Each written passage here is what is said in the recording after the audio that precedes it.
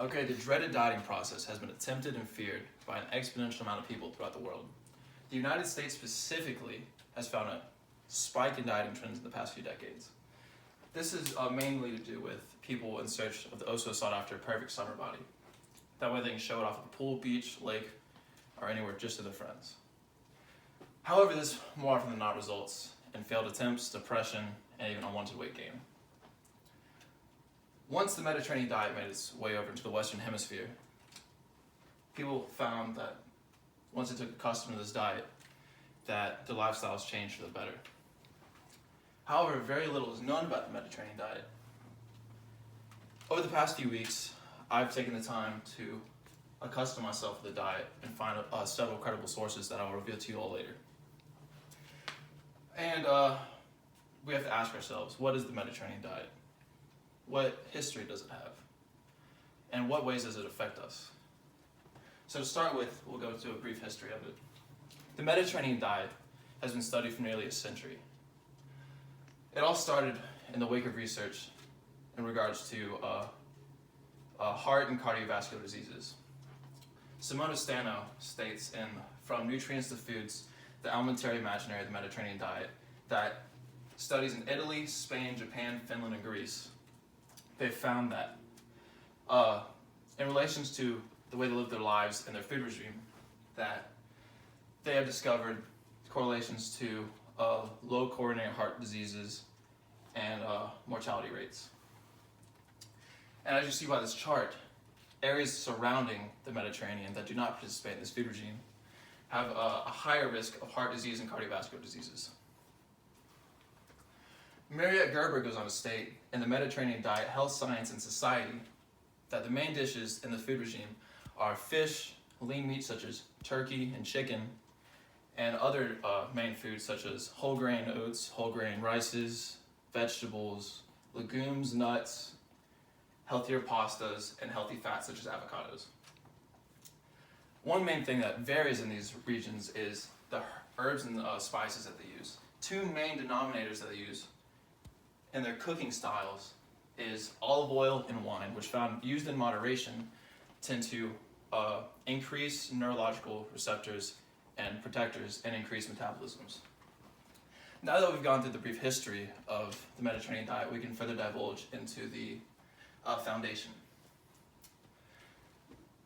The Mediterranean diet is more than a diet. It is more of a way of life. The word diet stems from the Greek word dieta, which means way of life. So the Mediterranean diet focuses on more of a body and mind connection and lifestyle habits.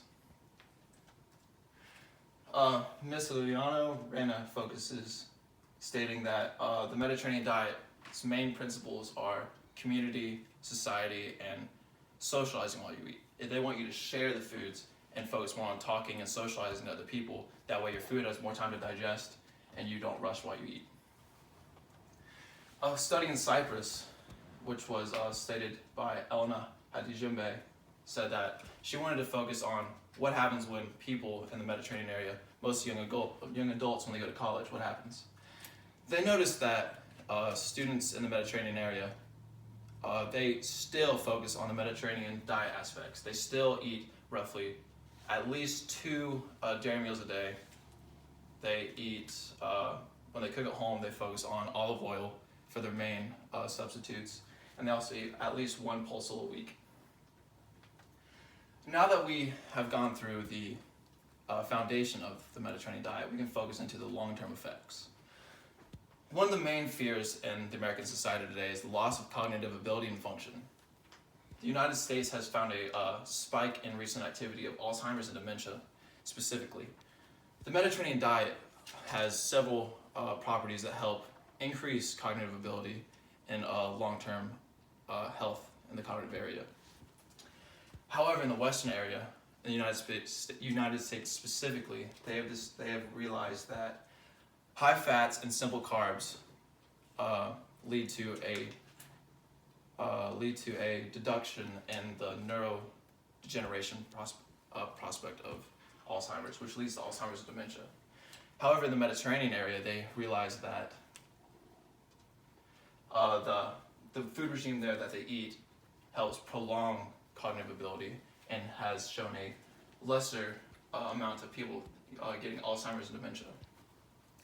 Another aspect of the Mediterranean diet is asthma.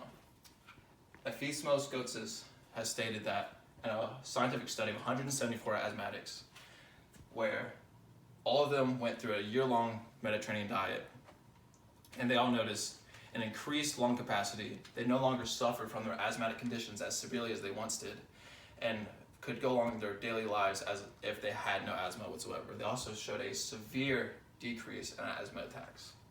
And finally, the fat loss and weight loss, which is stated by A. Estelle, where she did a year-long study where at the 12-week period mark, where the average weight loss was 6.07 kilograms, which roughly translates to 13.35 pounds of fat loss in a 12-week period. While others that did not participate in the Mediterranean diet after the 12-week mark, they sustained around a 3 to 5 pound fat loss. In conclusion, I hope you all have come to a better understanding of the Mediterranean diet, have come to realize that the Mediterranean diet has infinite possibilities for you to do if you participate in it. And that is not just a diet in a way of how you should eat and live your life, but it's more of a lifestyle and how you should act and eat and socialize with other people. And thank you for all participating, and have a nice day.